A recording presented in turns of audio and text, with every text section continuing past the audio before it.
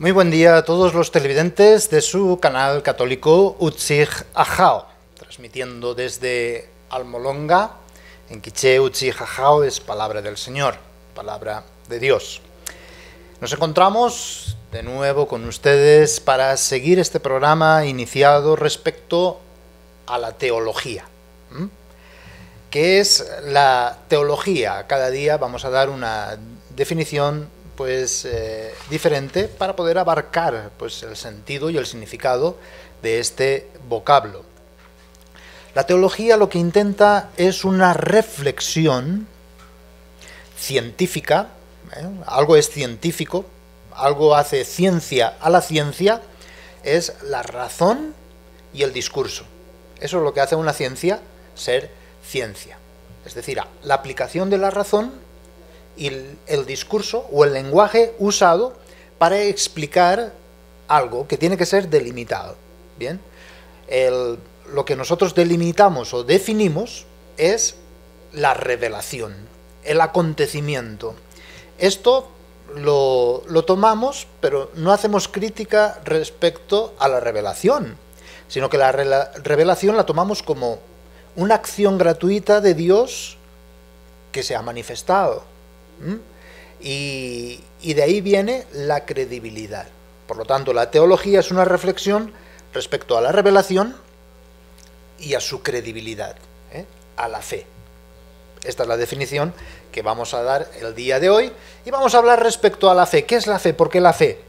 El día anterior me decía la gente: padre, yo tengo una fe de carbonero, que usted dice, ¿verdad? Es decir, una fe ciega. Yo creo porque creo, pero no sé por qué creo, ni qué creo, ni para qué creo. Bien, bueno, pues es un momento de iniciativa para decir, empecemos a pensar y a repensar la fe, porque si no vendrá el peligro de, si creo porque creo, vendrá alguien de fuera y me va a llenar de contenido eso que digo creer, y me va a engañar y me va a confundir. Y en estas tierras es muy digno de estudio este fenómeno, que la gente cree y después viene un pastor inventado por ahí y llena de contenido esa fe, y la gente ciegamente. No, es decir, la fe es buena, está bien, sí, pero es un ala del pajarito que decíamos la semana pasada. Hay que usar el ala de la fe y de la razón para poder llegar a la verdad. Con una sola ala el pajarito da vuelta, se marea y muere. Hemos de usar las dos alas. Es decir, la fe es bien importante, pero hay que razonarla. Y partimos no de la definición de Aristóteles o la definición de los estoicos o de la definición de Dionisio, no.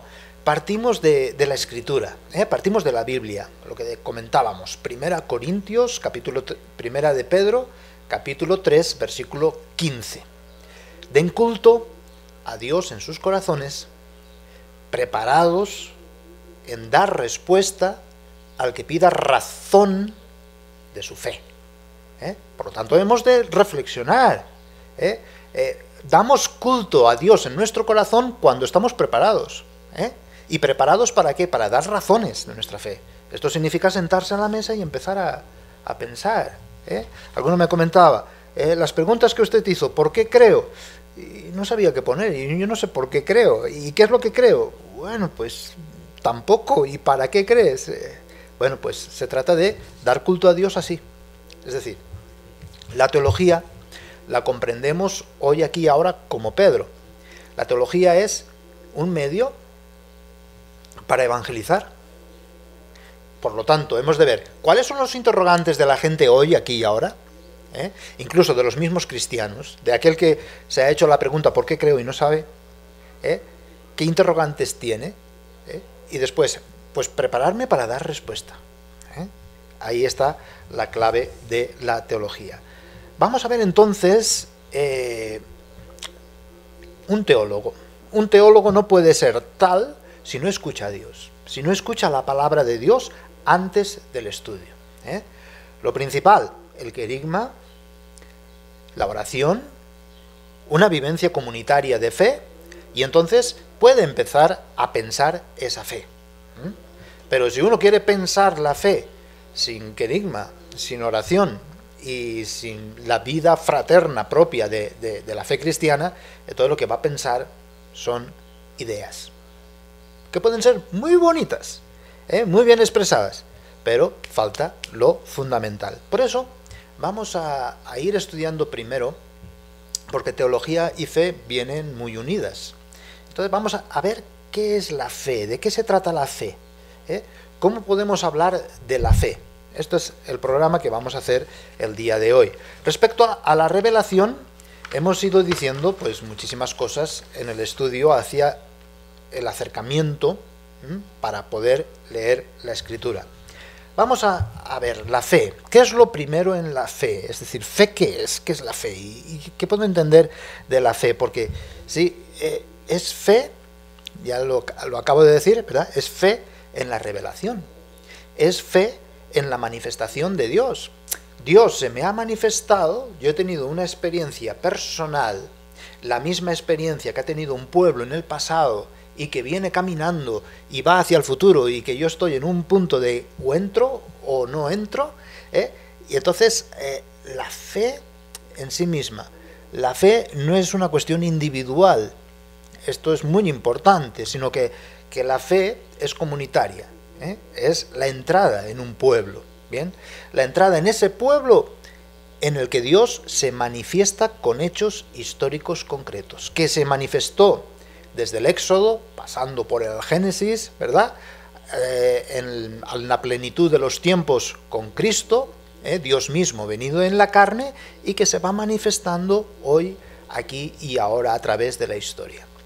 Hemos de reflexionar para poder tener fe respecto al pasado, al presente y al futuro, porque Dios se ha revelado, decíamos en el programa anterior, en la historia, no desde fuera de la historia. La secta fanática o fundamentalista piensa que Dios se manifiesta así, de arriba a abajo. Eso es imponerse, y la fe cristiana no tiene nada de imposición. Esos son fanatismos y fundamentalismos de sectas. La verdad es esta, la verdad la tengo yo, y aquí estamos con la verdad. Pues esa verdad para la fe cristiana no existe. Es decir, la verdad se encarna, y se encarna en la historia, en hechos históricos, y entonces se moja, porque puede ser entendida de una forma o de otra en cada momento y circunstancia, pero así ha querido Dios manifestarse, porque Dios no quiere imponerse, sino que Dios deja y respeta nuestra libertad y nuestra voluntad, y es a través del diálogo, de la palabra escuchada, y de si quiero amarle o no quiero amarle, y así se ha manifestado, y así se ha manifestado en la historia, y se manifiesta hoy, aquí, ahora. Por eso, dar respuesta a los interrogantes de la gente. Ahí está. No es una cuestión de imponer la verdad a la gente, no, no, no. ¿Cuáles son los interrogantes de la gente? Entonces ahora, dale respuesta. Bien, lo dicho. Vamos a hablar de la fe en la revelación, fe en el acontecimiento histórico que se manifiesta en un pueblo concreto, el pueblo de Israel, hoy en el pueblo de la Iglesia, el nuevo pueblo de Dios, y que se manifestará definitivamente al final de los tiempos con la bajada de la Jerusalén del cielo, de la Iglesia del cielo aquí en la tierra.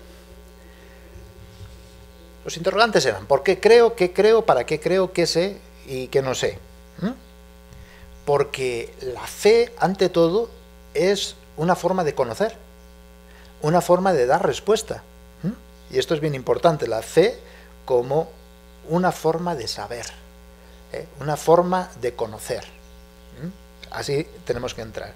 Lo primero en la fe es lo que podemos llamar admiración. Eso es lo primero en la fe.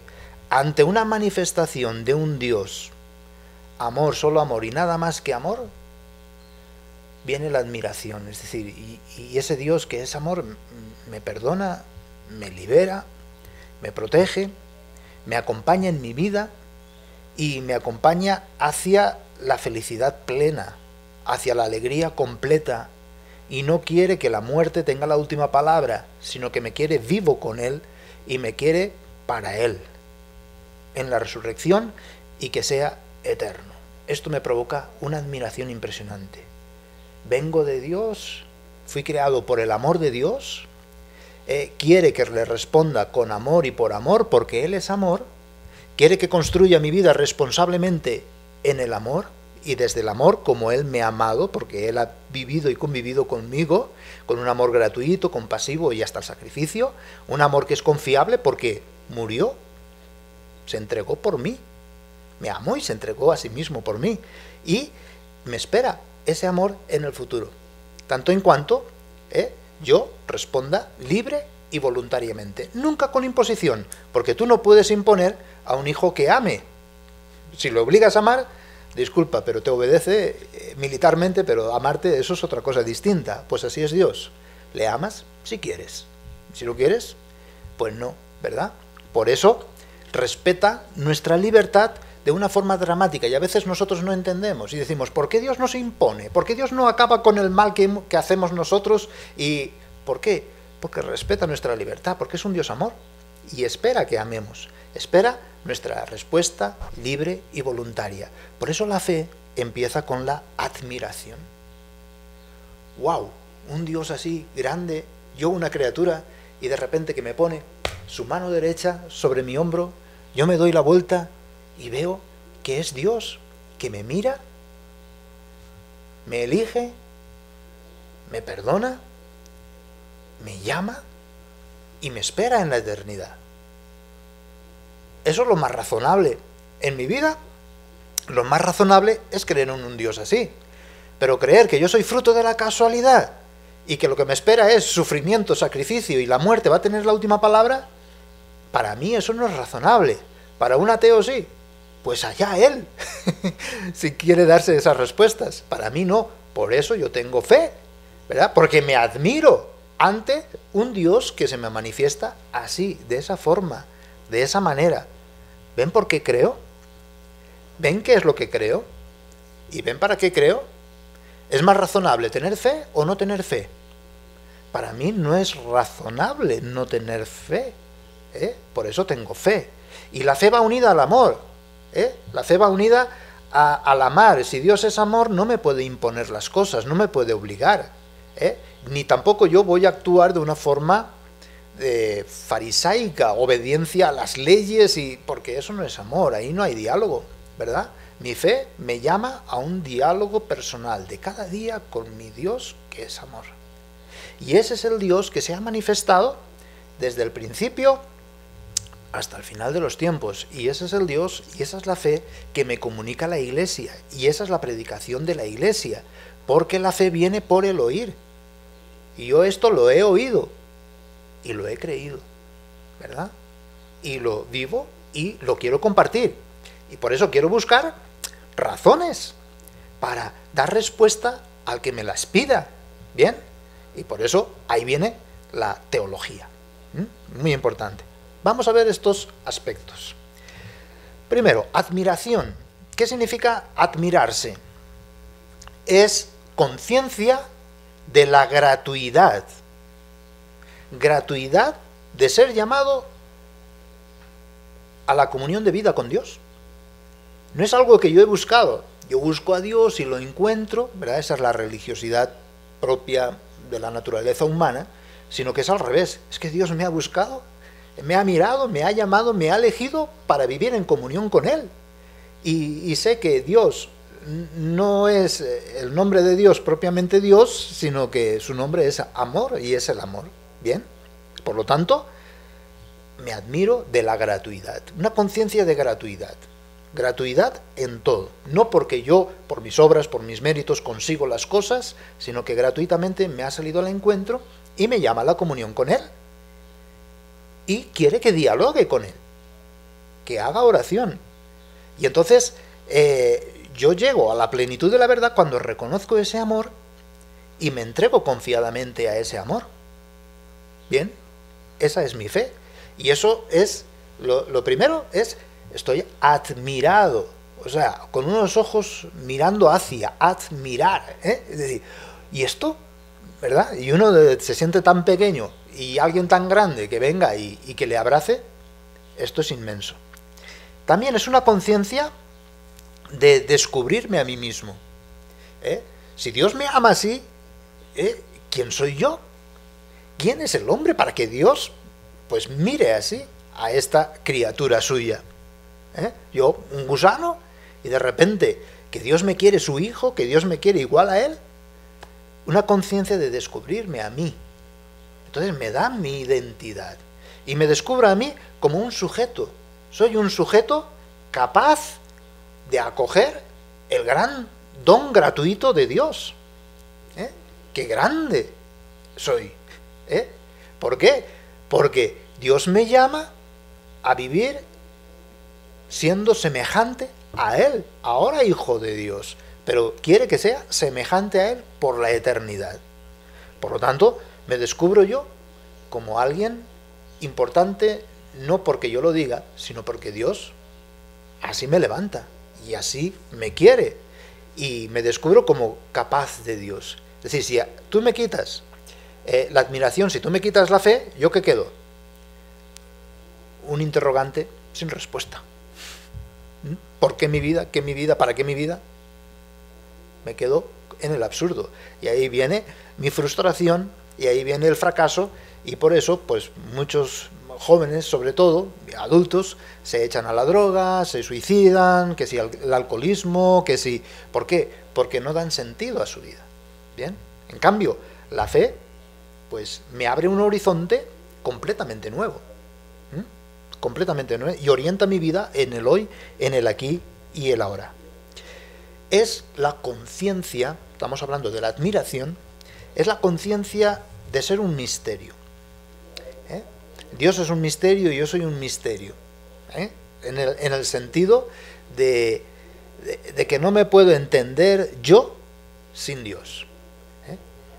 Yo, sin el Creador, me diluyo.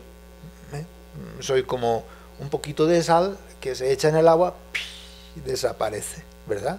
Y ahí estoy.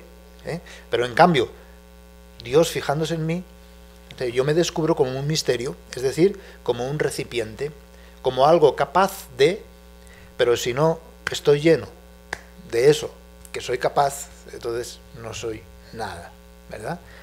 Este tesoro lo llevamos en vasijas de barro, diría San Pablo. ¿Bien? Por lo tanto, este misterio y participar de la infinitud del misterio del amor, que es Dios, hemos de comprender lo siguiente: no es una emoción. Hay mucha gente que reduce la fe a una emoción, a un sentimiento, ¿verdad? A algo que le viene de dentro, unas cosquillas y tal. No, no, no. Es algo más serio, un sentimiento, una emoción en sí misma hoy es y mañana deja de ser. Los sentimientos son como veletas, donde va el viento, ahí va el sentimiento. Entonces, si para ti la fe es un sentimiento, hoy tienes fe, mañana dejas de tener fe porque los sentimientos van y vienen. No. La fe, y en la fe aparece la teología. Entonces, esto que acabo de decir, de admiración, yo lo he pensado. Y yo he visto que muchísima gente, desde el Génesis hasta el Apocalipsis y en toda la historia de la Iglesia, lo ha pensado, lo ha razonado, y ha llegado a la misma conclusión que yo. Y yo esos interrogantes que tenía, de dónde vengo, a dónde voy, quién soy yo, para qué mi vida, me ha dado respuesta. Me han dado respuesta este pueblo. Y yo quiero entrar a formar parte en este pueblo que tiene esas respuestas y me va a ayudar a caminar. Por lo tanto, la fe no es una cuestión individual, sino comunitaria. O entro en esta dinámica de la historia, o no tengo fe. No, yo tengo fe por mí mismo, me da igual la historia, me da igual el pueblo, me da igual la iglesia, me da igual todo. No, eso no es fe. Es decir, fe, caridad, comunidad, iglesia va unido, va en unión perfecta. Por eso, esto es teología, es pensar la credibilidad de la revelación, de la manifestación. Dios ha manifestado amor en la historia. Hoy, aquí, ahora pasa a través de mí la historia, paso yo, y yo me uno a esta cadena, y yo me uno a este pueblo, ¿verdad?, que piensa como yo. Por eso el Señor cuando habla siempre habla en plural.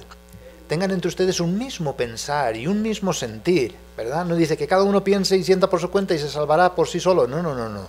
Es en comunidad. La teología, por lo tanto, es la inteligencia de la fe. Porque lo que he dicho antes, es decir, la fe es una forma de saber. La fe empieza con admiración. Entonces, ahora yo entiendo todo. Ahora tiene sentido hasta el sufrimiento, el mal del mundo.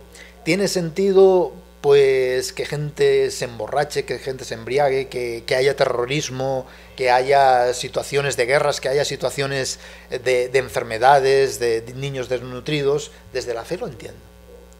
Porque la fe es una forma de saber. Hay mucha gente que dice, si Dios existiera no habría tantas cosas. Mira, disculpa, todo lo contrario, ¿verdad? Pero déjate admirar.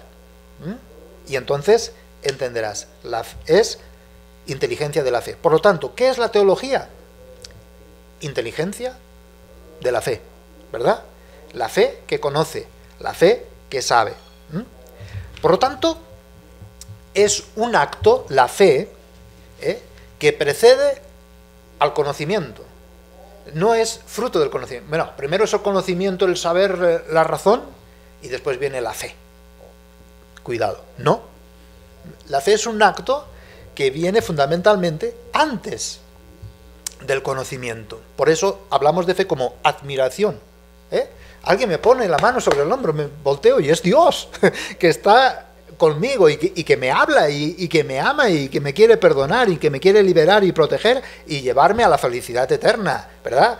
No es algo que yo he buscado, sino que se me ha aparecido, ¿verdad? En ese sentido. Bien, podemos ver en 1 de Juan, capítulo 4, versículo 10, dice lo siguiente: en esto consiste el amor. ¿Qué podemos hablar?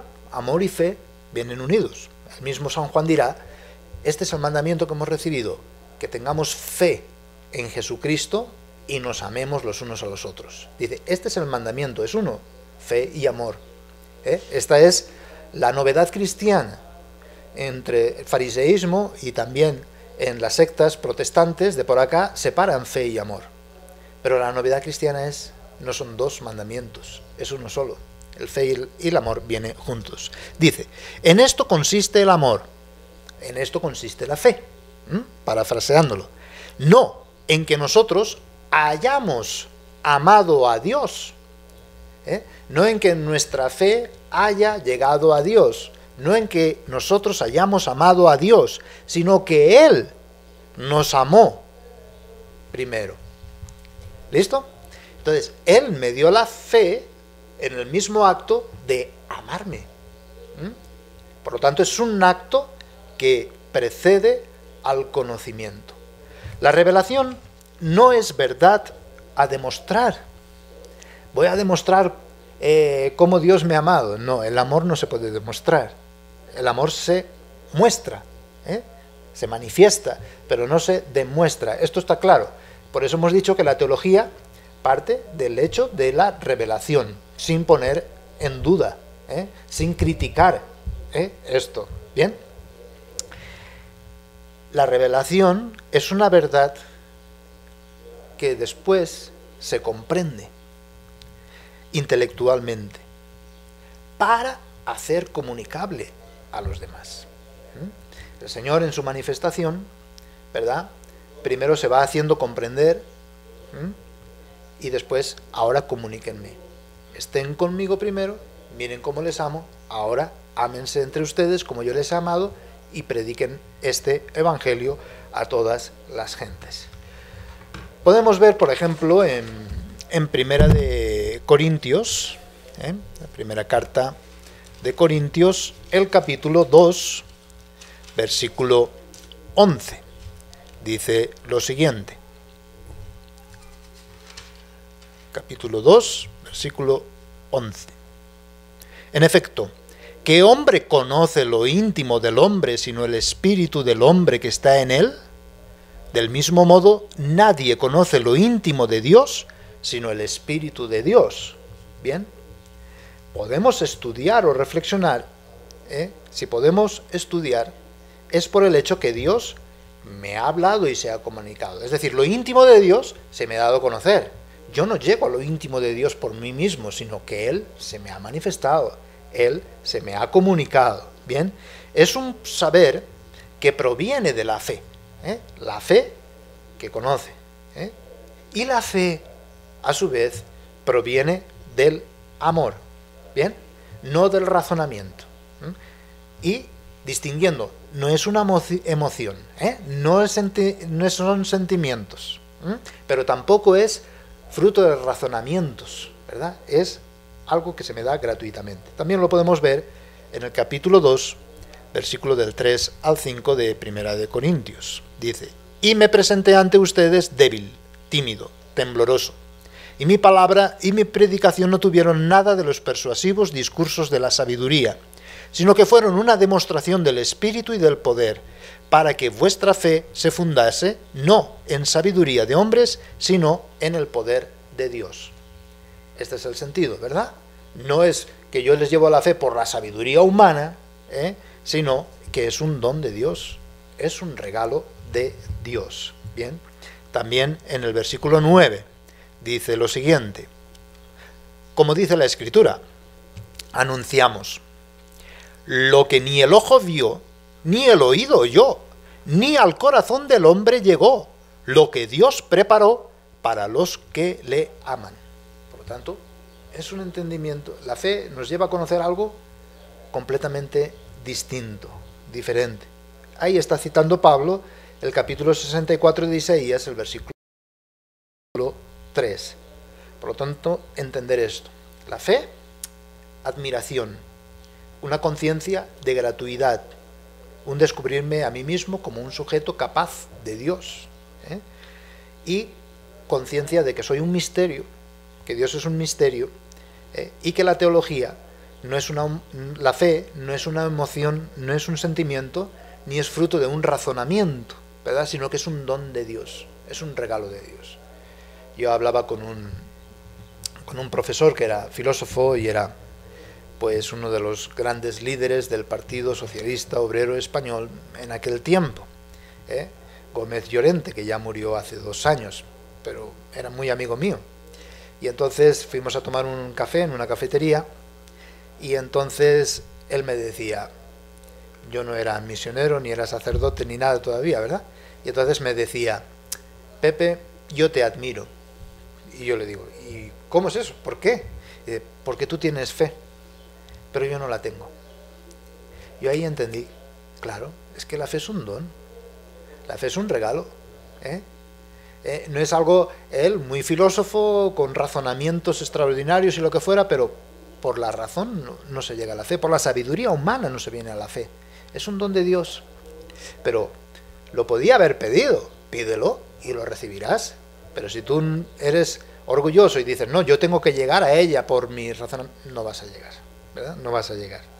Bien, y esto corre el peligro siempre, sobre todo desde las sectas protestantes de tipo pentecostal carismático, que dan mucha fuerza a la emoción, al sentimentalismo. Eso no es fe. Eso no es fe. Si tú crees porque sentiste algo por dentro, eso es que anoche comiste muchos frijoles y ahora te pasa lo que te pasa, ¿verdad? Pero la fe no tiene nada que ver con eso, ¿verdad? Sí que es un sentir, un experimentar, pero no emocional, sentimental de los hombres, sino experimentar cómo Dios me ama, ¿verdad? Y esto es la realidad, y esto es el hecho. Bien, ahora después de haber visto la fe, ¿sí?, vamos a descubrir de nuevo los criterios fundamentales de este pueblo, de nuestra iglesia, para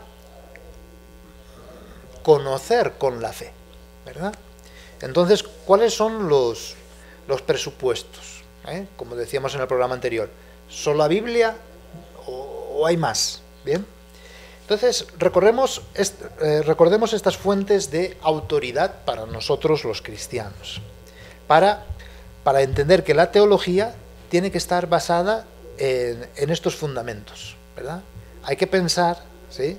Pero hay que pensar y repensar con 3 fundamentos claros y con cuestiones que no podemos poner en duda, porque si no ya traicionamos la teología cristiana. El fundamento absoluto, esto lo tenemos que tener muy claro.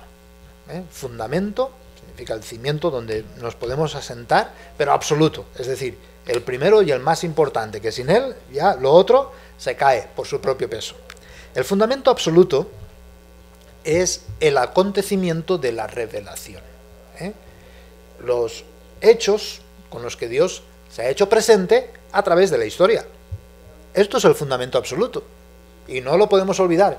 No, es lo que yo siento aquí en este momento y ahora, y nada más. Disculpa, pero eso no es fe cristiana, ni es fe bíblica. La fe bíblica es creer en que Dios actuó aquí, aquí, aquí, aquí, aquí y aquí, y en ese pueblo, y yo me uno a ese pueblo. Y puede actuar en mí hoy, aquí y ahora, pero si me meto dentro de esta historia. Fuera de la historia no hay salvación. El fundamento de todo, ¿verdad? El fundamento absoluto es Cristo. Es Dios venido en la carne. Quien niega esto no tiene fe cristiana. Es el anticristo, ¿verdad? El que está en contra de Jesucristo. Por lo tanto, el acontecimiento de la revelación, sobre todo en la automanifestación de Dios en sí mismo, en la persona de su Hijo, en Jesucristo, es el cimiento absoluto, ¿verdad? El mismo Juan dice, nadie ha visto a Dios, ni nadie conoce a Dios, sino Jesús, que es Dios, nos lo ha explicado. Él es la intimidad de Dios, y nos lo ha explicado con su misma vida, con su misma persona, con su pasión, su muerte y su resurrección. Si tú quitas esto, ¿verdad?, que es el fundamento absoluto, te vas a inventar a Dios y vas a hacer la teología protestante, ¿verdad?, y con sus propias tradiciones, ¿verdad?, que no tienen pies ni cabeza. Bien, esto es la verdad que acontece. Y fíjense lo que acabo de decir. Verdad que acontece, no que se propone, no que se impone. Es un hecho, es un hecho. ¿Y ese hecho cuál es? Encuentros personales con Dios. Y el encuentro personal con Dios se realiza en pueblos. El pueblo elegido, después escogió a 12 para que estuvieran con él y enviarles a predicar otro pueblo, y el juicio definitivo será como pueblos, ¿verdad? Claro que habrá un juicio personal, cada uno según sus obras, pero sobre todo el juicio final será en conjunto, como comunidad. Bien, pues ahí está. No es una verdad que se impone ni que se propone, sino que acontece. ¿Qué acontece? No es una declaración. Yo creo que Jesús es el Señor, ya soy salvo, ya está, listo. No es una declaración dogmática. Los protestantes acusan mucho a la Iglesia Católica de dogma, de que si dogmas y tal.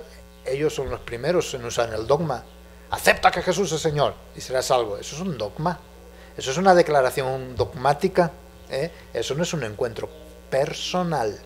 Por lo tanto, esa fe cae por sí misma. Igualmente, ellos critican la tradición.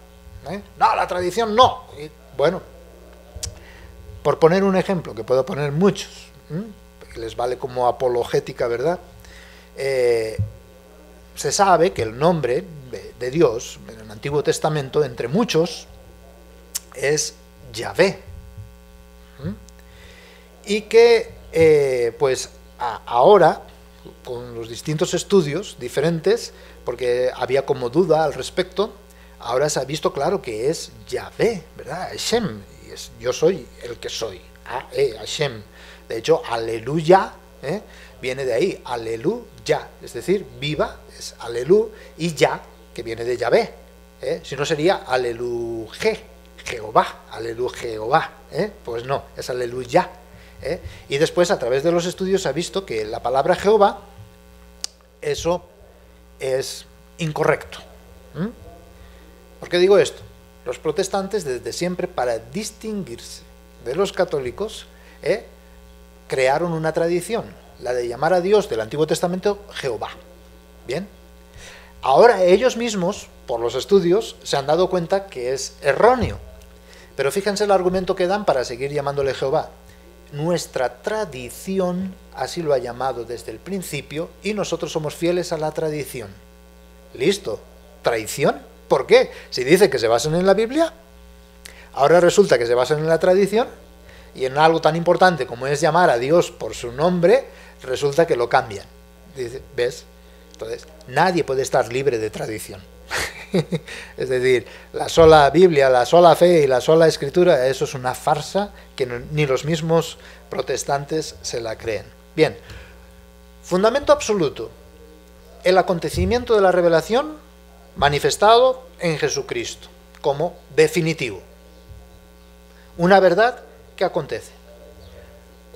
Y en esto nos tenemos que basar siempre. Si tú quitas esto, ya no haces teología. Entonces, la base de la teología es el acontecimiento de la revelación. Histórico. Segunda base, segundo cimiento. Podemos decir, si es un trípode, el segundo trípode. ¿Qué es? La Escritura. ¿Por qué la Escritura? ¿Y por qué la Escritura? Porque es el testimonio privilegiado del acontecimiento. Es el testimonio privilegiado de la revelación. Es el que nos ha dado a conocer a lo largo de los tiempos lo que aconteció históricamente. Es decir, la Escritura no es la revelación en sí misma, no es el acontecimiento, sino que es testimonio privilegiado del acontecimiento. Así lo tomamos nosotros y no podemos abandonar la Escritura. Si la teología la separamos de la Escritura, apaga y vámonos. Primero, la revelación, el acontecimiento. Segundo, la Escritura, porque es el primer testimonio y es un testimonio privilegiado, además de ser palabra de Dios. Es una norma que norma todo lo demás y no está normada a sí misma. Es lo primero. Por lo tanto, la Iglesia Católica considera la Escritura como fundamental después del acontecimiento. ¿Listo? Por eso hemos empezado con estos programas, primero, aprender a leer la Escritura, ¿verdad? Esto es muy importante. Todo ha de ser fundamentado en ella. Y sin ella nada podemos decir. Por eso, por ejemplo, para ver teología, hoy en día vamos a ver Primera de Pedro 3:15, no lo que los filósofos o después dicen, no. ¿Qué es lo que la Escritura quiere y abre la puerta para que vayamos por ahí? Dar razón de nuestra fe. Ese es el culto espiritual que podemos dar, el culto de corazón que podemos dar a Dios.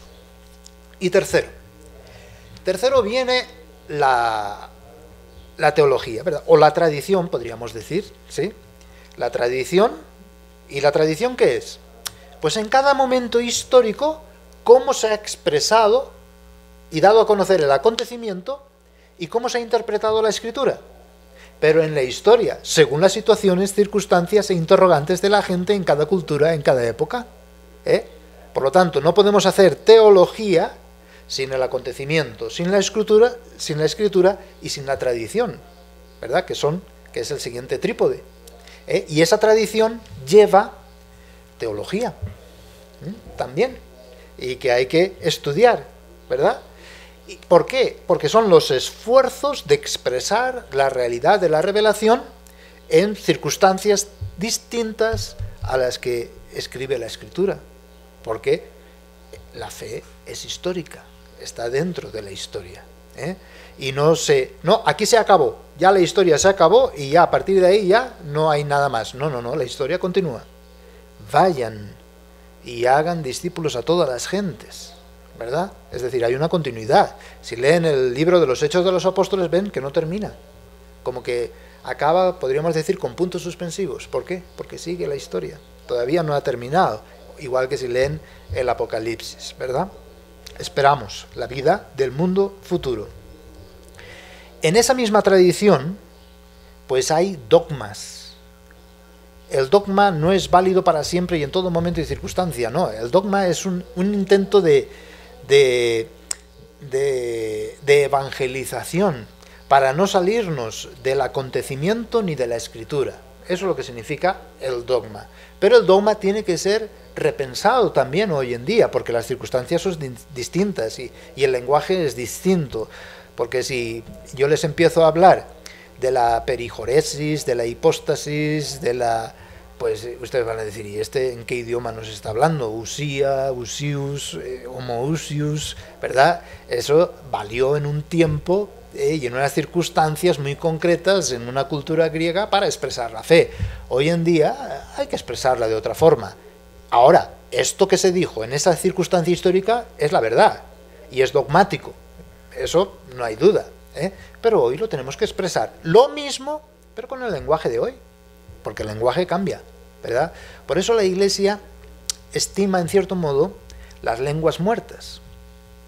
Por eso la lengua oficial de la Iglesia podríamos decir que es el latín, porque en castellano o en cualquier idioma, en cualquier lengua viva, el significado de las palabras cambia, y lo que significa, por ejemplo, ustedes acá hablan un español, acá en Guatemala, y yo en España hablo un español, pero una misma palabra puede significar cosas completamente contrarias. Por ejemplo, la palabra fregar. La palabra fregar aquí es molestar, ¿verdad? Pues en España significa trapear. Es decir, es distinto. Entonces cuando dice, no friegues, yo, ¿por qué no? Yo tengo la obligación de fregar. Si no friego, todo queda sucio, ¿verdad? ¿Ven? Por ejemplo. Y a veces uno se enoja en un sitio o en otro. Por ejemplo, en Colombia, decir pendejo a una persona no es nada grave. Pero lo dices en México y ahí se te enojan y te dejan de hablar, ¿no? Porque entonces son palabras, por eso una lengua muerta siempre tiene el mismo sentido esa palabra y entonces hay que de alguna manera pues expresar el lenguaje así para que no nos salgamos del sentido y el significado verdadero. Si en un mismo texto de la Escritura hay millones de interpretaciones según el gusto y el capricho de cada uno, ¿verdad? Entonces hay que tener mucho cuidado. ¿Qué quiso decir el autor? ¿En qué momento? ¿Y cómo lo podemos expresar hoy? Es que Dios se ha mojado, es el problema nuestro. Dios ha entrado en la historia y quiere que sea así, no de otra manera, no impositivamente. ¿Bien? Por lo tanto, la tradición, el dogma, la teología en la historia, tratan de expresar la realidad de la revelación en cada situación histórica. Interpretan la Escritura, eso es la tradición, para cada generación. Y son formulaciones teológicas, ¿verdad?, que se van haciendo. Y algunas de esas formulaciones teológicas, la Iglesia las proclama con autoridad. Esto es el dogma, ¿verdad? Cuando la Iglesia declara con autoridad, es decir, Dios es Padre, Hijo y Espíritu Santo, 3 personas y un solo Dios. Esto es un dogma, ¿verdad? ¿Por qué? Porque había aquel entonces que decían, no, solo Dios es uno, Jesús es otro Dios, pero un Dios pequeñito, y el Espíritu es una fuerza, ¿verdad? Es una energía nada más. No, son 3 personas, y 3 personas distintas, ¿verdad? Y un solo Dios. Porque diría, bueno, pues si son 3 personas distintas, entonces son 3 dioses. No, 3 personas sí, pero un solo Dios. Un misterio, ¿verdad? ¿Cómo lo podemos expresar hoy? Pues veamos cómo lo podemos expresar hoy, ¿verdad? Solamente, pues eso, yo lo que veo, y mi interrogante era, y creo que el de los jóvenes y el de la mayoría es respecto al amor. Dios es amor, y entonces la comunión perfecta de amor, y amor no puede ser solo una persona, tienen que haber 3 para que haya amor perfecto, y Dios es amor perfecto. ¿Listo? Puedo expresarlo así. Esto es teología. Y bien, pues a partir de aquí ya podemos empezar a hacer teología, con esta pequeña introducción. Hablemos, ¿cuál es el objeto de estudio de la teología? Entendiendo teología, conocimiento de Dios, ahí entra la razón, y el modo de hablar de Dios, el lenguaje, el discurso sobre Dios. Requiere un rigor científico, no es una cuestión de broma o de novelas, ¿verdad? Rigor crítico, es decir, la teología es una ciencia, y al ser ciencia, pues se pide a toda ciencia que tenga un rigor crítico, un discurso sometido a determinadas reglas o controles y con un lenguaje específico, que eso tratamos entre nosotros y a partir, mira, hablamos así, con estas reglas, con estas definiciones y de ahí empezamos a jugar, ¿eh? Es como cuando uno va a jugar un partido de fútbol, pues dice, bueno, hay un árbitro, estas son las reglas, estos son los límites, no se puede tocar con la mano el balón, sino solo el portero y en su zona nada más, y aquí es fuera de juego, y aquí sería falta, y aquí sería penalti, aquí sería córner, aquí sería saque de banda, ahí se puede tomar en las manos también, pero tiene que ser con unas reglas, ¿verdad? Pues toda ciencia es eso, ¿verdad? Podemos hablar, podemos razonar y podemos hacer un discurso sobre Dios, pero con estas reglas, con estos límites, ¿bien? Que lo vamos a ir expresando. ¿Cuál es entonces el objeto de estudio? ¿Qué es en la delimitación? Lo que solo Dios conoce y nos ha comunicado por vía de la revelación. Este es el objeto de estudio. Lo que solo Dios conoce, pero que nos lo ha dado a conocer. Eso, ¿eh? ¿Cómo? La revelación, el acontecimiento, ¿eh? No solo revelación como objeto de fe, sino la revelación como la irrupción de Dios en la historia, pero en la carne de Jesús, ¿eh? Por eso nos detenemos en Jesucristo y los signos históricos de su presencia. Objeto de estudio, lo que solo Dios conoce y nos ha comunicado por vía de revelación, que nos ha manifestado el misterio de Dios en sí mismo, que se supone revelado y ha sido recibido por la fe que Él nos ha querido dar para poder conocer la revelación. Es decir, no viene primero la revelación y después la fe, primero la fe y después la revelación, no, el mismo acto de la revelación viene la fe, en ese mismo momento, como un don y como un regalo. Por eso, la teología, sin miedos, despliega todos los recursos de la razón humana dentro de la fe, para penetrar más profundamente el misterio de la fe, el misterio revelado. ¿Qué creo? ¿Y por qué creo? Ahí viene la razón humana, el por qué, el qué, el para qué. Por lo tanto, el ámbito teológico es el de la fe. Sin fe no se puede hacer teología, sería una filosofía sobre Dios, pero no teología, ¿eh?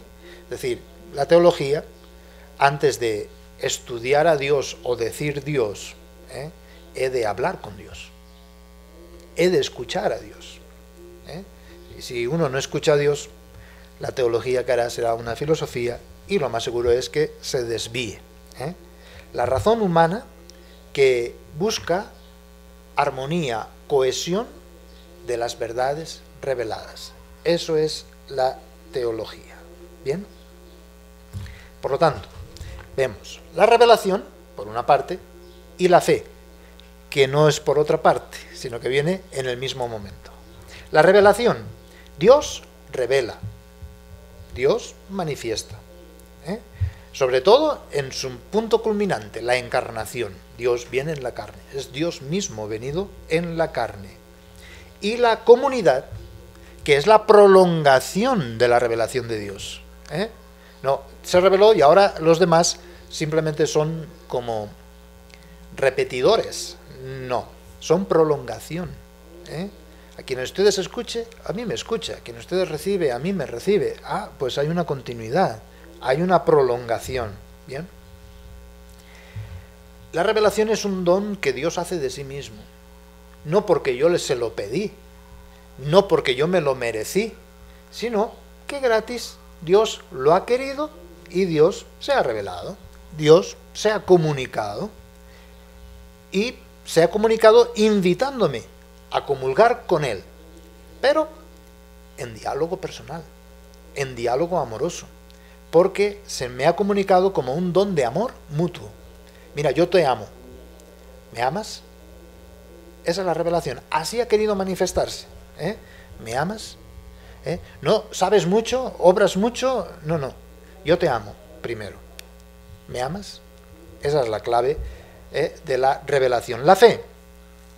La fe viene de la escucha de la palabra y de experimentar la manifestación de Dios, su comunicación. Bien. El hombre, eso es la fe, que se entrega entera y libremente a ese que se le ha manifestado, ¿verdad? Eso es la fe, la entrega libre y voluntaria.